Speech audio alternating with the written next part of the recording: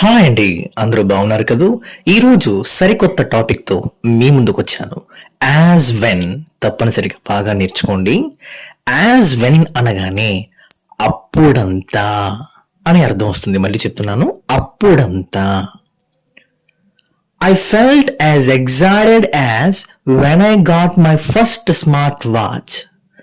నేను నా మొదటి స్మార్ట్ వాచ్ను పొందినప్పుడంత ఉత్తేజంగా ఫీల్ అయ్యాను. She felt as nervous as when she was giving her first presentation. ఆమె తన మొదటి ప్రెజెంటేషన్ ఇస్తూ ఉన్నప్పుడంత భయంగా ఫీల్ అయ్యింది.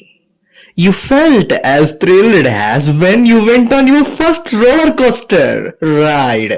మీరు మీ మొదటి రోలర్ కోస్టర్ రైడ్ మీద వెళుతున్నప్పుడంత థ్రిల్గా ఫీల్ అయ్యారు.